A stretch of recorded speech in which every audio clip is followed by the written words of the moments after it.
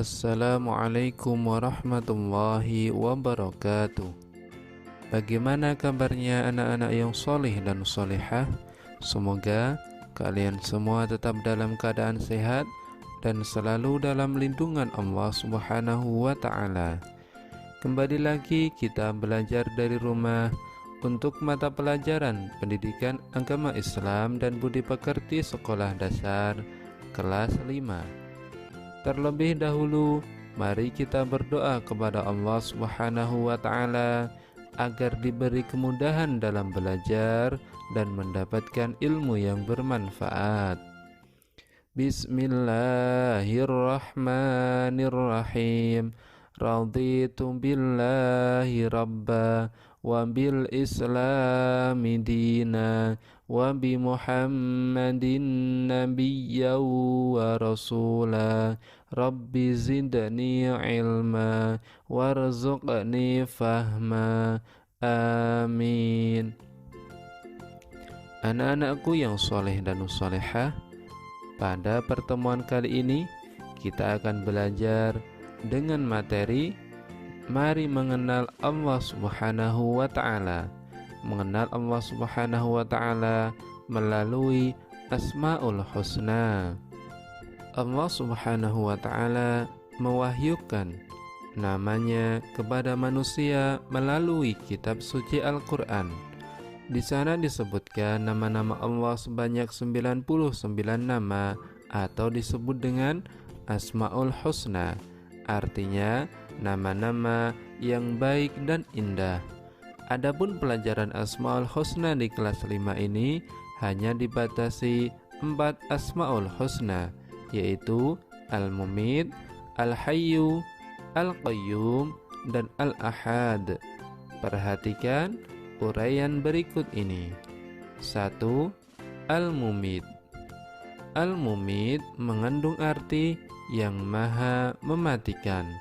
Allah Subhanahu wa ta'ala telah berfirman, setiap yang bernyawa pasti mati. Manusia, hewan, dan tumbuhan akan mati. Manusia tidak bisa lari dari kematian. Kematian bukanlah sesuatu yang harus ditakuti, akan tetapi kematian adalah tangga menuju kebahagiaan abadi. Anak-anakku yang soleh dan solehah, bila kita ingin bahagia, maka kita ikuti perintah Allah Subhanahu wa ta'ala dan Rasulnya. Misalnya, rajin sholat, rajin membaca Al-Quran, rajin belajar, serta patuh dan hormat kepada orang tua dan guru. Kemudian, jauhi yang dilarang oleh Allah dan Rasulnya. Misalnya, mencuri, berkelahi, menyakiti orang lain. Selain itu, biasakan berdoa kepada Allah, ya Allah ya Mumit, wahai Tuhan yang maha mematikan, matikanlah kami nanti dalam keadaan husnul khatimah. Asmaul Husna yang kedua adalah Al-Hayyu. Al-Hayyu yang maha hidup mengandung arti bahwa yang memberi hidup atau nyawa dan rezeki adalah Allah Subhanahu wa ta'ala. Misalnya, berapa banyak orang yang sedang mengalami sakit berat, tapi Allah masih berkehendak memberikan kesempatan untuk hidup. Sebaliknya, sering kita melihat orang tidak sakit, kondisi dalam keadaan sehat walafiat, tiba-tiba saja terdengar sudah meninggal dunia. Penyebabnya bermacam-macam. Ada yang sakit jantung, terjatuh, tertabrak, tenggelam, dan sebagainya. Oleh karena itu, hidup dan mati itu ada di dalam kekuasaan Allah. Berdoalah kepada Allah, ya Allah ya Hayyu, wahai Tuhan yang maha hidup, hidupilah kami dalam keselamatan dan kemanfaatan. Lalu, bagaimana sikap dan perilaku kita dalam hidup atau kehidupan? Tugas manusia adalah memelihara kehidupan dan mencari rezeki yang sudah disediakan oleh Allah Subhanahu wa ta'ala, seperti memelihara diri sendiri, yaitu dengan cara makan dan minum secara teratur, jangan berlebihan, dan selalu memelihara kebersihan agar tetap sehat. Sedangkan perilaku membantu kelangsungan hidup orang lain, misalnya bersedekah dengan cara memberi makan, minum, dan membantu kesehatan orang lain yang membutuhkannya. Ketiga, Al-Qayyum. Al-Qayyum artinya Maha berdiri sendiri. Al-Qayyum adalah nama yang menunjukkan bahwa Allah Subhanahu wa Ta'ala kekal dan terus-menerus mengurus makhluknya. Artinya, Allah tidak membutuhkan bantuan dari siapapun atau berdiri sendiri. Perhatikan firman Allah berikut ini. Allahu la ilaha illa huwal hayyul qayyum. Allah, tidak ada Tuhan selain Dia, yang maha hidup, yang terus-menerus mengurus makhluknya. Quran Surat Ali Imran ayat 2. Jika Allah bersekutu, maka menunjukkan Allah itu lemah, karena tiap-tiap yang bersekutu itu adalah makhluk. Maha suci Allah dari sifat kekurangan. Hal itu berbeda dengan manusia yang membutuhkan bantuan orang lain. Manusia tidak dapat hidup sendiri. Ia perlu berkumpul dan bermasyarakat dengan sesamanya. Allah Subhanahu wa Ta'ala memberikan pendidikan kepada manusia supaya hidup tidak selalu bergantung kepada orang lain. Hidup harus punya semangat mandiri dalam segala situasi dan kondisi. Pada zaman dulu ada pepatah yang mengatakan berdiri di atas kaki sendiri atau berdikari.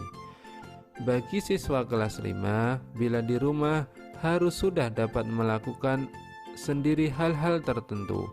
Misalnya, merapikan tempat tidur, menyiapkan sendiri pakaian untuk sekolah, dan mengambil sarapan sendiri. Berdoalah kepada Allah Subhanahu wa Ta'ala. Ya Allah, ya Qayyum, wahai Tuhan yang maha berdiri sendiri atau mandiri, jadikanlah hidup kami tidak selalu bergantung kepada orang lain. Yang keempat adalah Al-Ahad, yang Maha Esa, mengandung arti Allah Subhanahu wa Ta'ala itu Esa.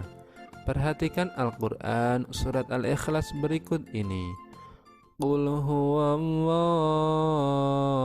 ahad, artinya katakanlah Muhammad, dialah Allah yang Maha Esa. Disebut pula dengan Al-Wahid, artinya yang Maha Tunggal atau Maha Esa, tidak ada sekutu baginya. Yang Maha Tunggal atau Esa, yang tetap menyendiri dan tidak ada sekutu baginya. Allah Subhanahu wa Ta'ala mandiri, tidak membutuhkan yang lainnya.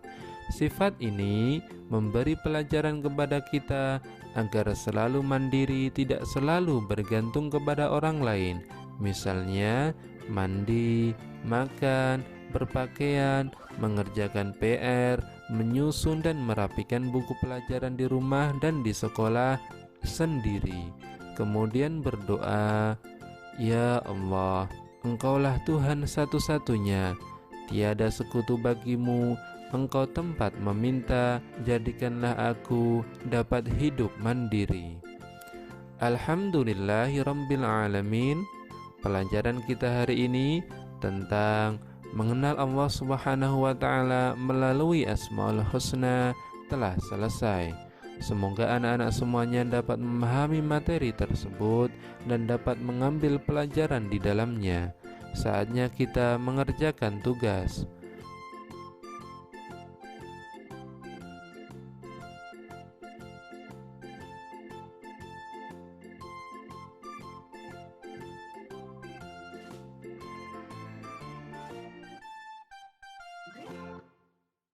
Selamat mengerjakan dan tetap jaga kesehatan. Mari kita akhiri dengan berdoa. Subhanakallahumma wa bihamdika, asyhadu an la ilaha illa anta, astaghfiruka wa atubu ilaik. Wassalamualaikum warahmatullahi wabarakatuh.